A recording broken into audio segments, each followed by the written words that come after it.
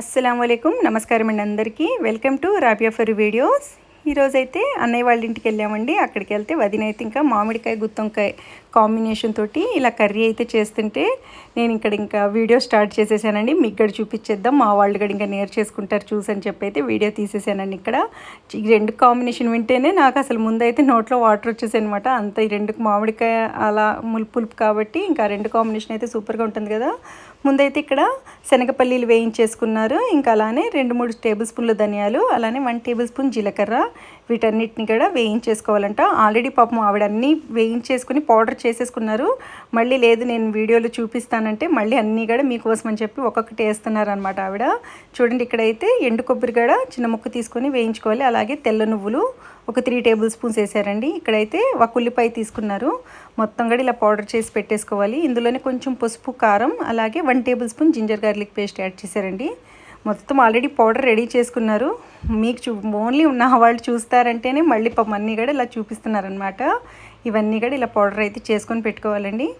మీకు ఇంకేమైనా డౌట్స్ ఉంటే నాకు కామెంట్లో చెప్పండి. ఏమైనా మిస్ అయ్యానంటే చెప్పటం, మీకు ఏమైనా అర్థం అవ్వకపోతే నాకు కామెంట్లో చెప్పండి, నేను మళ్ళీ చెప్తాను. మీ కామెంట్లో నేనైతే రిప్లై ఇస్తానండి డెఫినెట్గా. చూడండి ఇక్కడైతే పౌడర్ అయితే రెడీ అయిపోయింది కదా. ఇందులోనే కొంచెం కొత్తిమీర, అలాగే ఒక ఉల్లిపాయని మనం ఆయిల్లో వేయించి పెట్టుకున్నాం కదా, ఆ ఉల్లిపాయ కూడా ఇందులోనే వేసేసుకోవాలన్నమాట. సూపర్ టేస్టీ అండి. అసలు ఆ మామిడికాయతోటి అయితే నేను ఇప్పుడు దాకైతే ఇంకా టేస్ట్ చేయలేదు ఎప్పుడు. సో అందుకనైతే నాకు కొంచెం కొత్తగా అనిపించింది కాబట్టి ఇంకా నేనైతే వీడియో తీసాను. గుత్తొంకాయ కర్రీ అంటే అందరికి వచ్చిందే, కాకపోతే ఇలా మామిడికాయ యాడ్ చేసుకుని అయితే చింతపండు తగ్గించేసుకొని చేసుకుంటే చాలా టేస్టీగా ఉంటుంది. ఇప్పుడు వీటన్నిటిని కూడా కొంచెం వాటర్ వేసేసుకొని ఇలా పేస్ట్ అయితే చేసుకోవాలి. వీటన్నిటిని కలిపి వ్యూ చూడండి ఎంత బాగుందో. కిటికీలోంచి కిచెన్లో నుంచి ఇంత మంచి వ్యూ వస్తుంటే ఇంకా వంట చేయాలనిపించింది కదా. లైట్గా వేసుకోకుండా అయితే ఎంత మంచి వెలుతురు వస్తుందండి. ఇక్కడైతే ఇప్పుడు ఒక స్టవ్ ఆన్ చేసేసుకొని ఒక కడాయి పెట్టేసుకున్నాం. కడాయి పెట్టేసుకొని ఒక 4-5 టేబుల్ స్పూన్ల వరకు అయితే, టేబుల్ స్పూన్ కాదు కొంచెం పెద్ద స్పూన్ తోటే ఒక 4 స్పూన్లు అయితే ఆయిల్ వేసుకున్నారు. ఇంకా ఈ కర్రీకి అయితే కొంచెం ఆయిల్ ఎక్కువే పట్టింది కదా. ఇప్పుడు పోపు వేసేసుకొని అందులోనే కొంచెం కరివేపాకు, అలాగే ఎండుమిరపకాయలు 2-3 ఎండుమిరపకాయలు వేసేసుకున్నారు. ఈ లోపలైతే ఈ వంకాయల్లో మొత్తం కూడా స్టఫ్ చేసుకోవాలండి. ఆల్రెడీ వాటర్లో కొంచెం సాల్ట్ వేసుకొని పెట్టుకోవాలి, వంకాయలు కలర్ చేంజ్ అవ్వకుండా. ఇప్పుడైతే వీటన్నిటిని కూడా ఇలా స్టఫ్ చేసేసుకొని ఆయిల్ అయితే వేసేసుకొని మగ్గించుకోవాలండి కాసేపు. సూపర్ టేస్టీ అండి, చాలా బాగుంది అనిపించింది. ఈ పచ్చిమిరపకాయలు కూడా ఒక 2-3 పచ్చిమిరపకాయలు కూడా ఇందులోనే వేసేసుకోవాలంట. ఇవన్నీ కూడా మనకి ఆయిల్లో మగ్గాలండి. ఎక్కువైతే ఇలా స్పూన్ పెట్టయితే కలపకూడదు, ఎందుకంటే వంకాయలన్నీ కూడా ఆ స్టఫింగ్ మొత్తం బయటకు వచ్చేస్తుంది. జస్ట్ మీరు ఇలా కడాయితోటి ఇలా కొంచెం కదిలిచ్చి పెట్టేసుకుంటే సరిపోతుంది. ఇప్పుడైతే మూత పెట్టేసుకొని కాసేపు మగ్గనిచ్చుకోవాలి ఒక 5 నిమిషాలు. చూడండి ఇక్కడైతే ఒక మామిడికాయ ముక్కనైతే మొత్తం కూడా చిన్న చిన్న పీసెస్గా అయితే కట్ చేసుకోవాలి.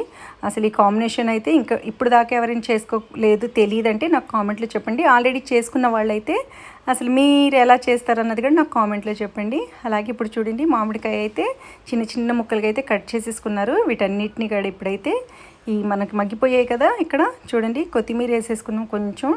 ఇప్పుడైతే మగ్గాయి మనకి, ఇంకొంచెం మగ్గాలనుకుంటాను. ఇంకొంచెం ఇలా చూడండి ఎక్కువ ఇలా స్పూన్ పెట్టి అయితే కలపకూడదు ఎక్కువ, ఎందుకంటే మొత్తం ఉరికిన ముక్కలు విరిగిపోతాయి కాబట్టి.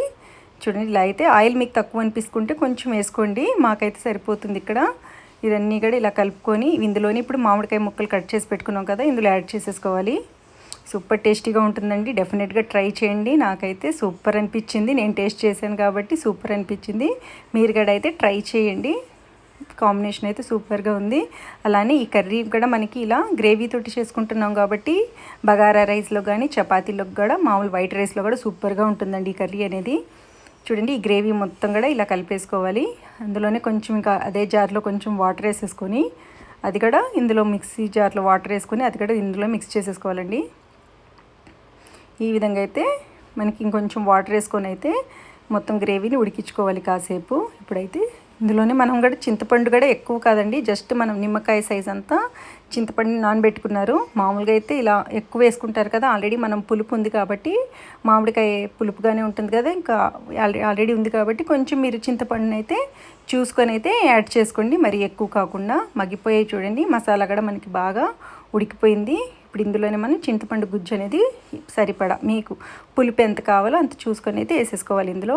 ఇప్పుడు ఇదంతా యాడ్ చేసుకొని ఇందులోనే కొంచెం వాటర్ యాడ్ చేసుకొని అయితే ఉడికించుకోవాలి కాసేపు.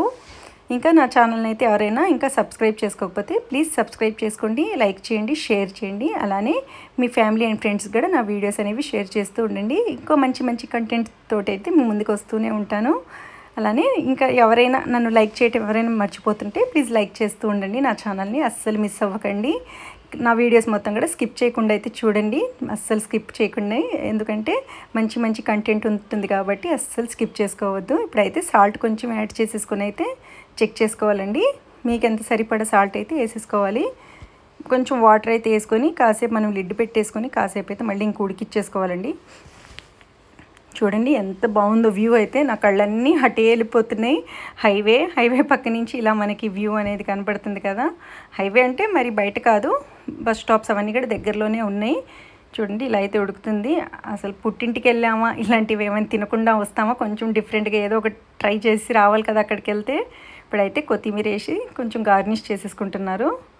ఇలా అయితే ఉడుకుతుంది కర్రీ. ఈ కన్సిస్టెన్సీ ఉంటే సరిపోతుందండి, మరీ పల్చగా అక్కర్లేదు.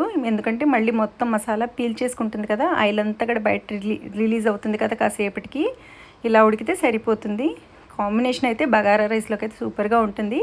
వైట్ రైస్లో కూడా బాగుంటుందండి ఇది. మీరు కూడా డెఫినెట్గా ట్రై చేయండి. ఎలా ఉందన్నది అయితే కామెంట్లో చెప్పండి. అస్సలు సబ్స్క్రైబ్ చేయటం అలానే లైక్ చేయటం అస్సలు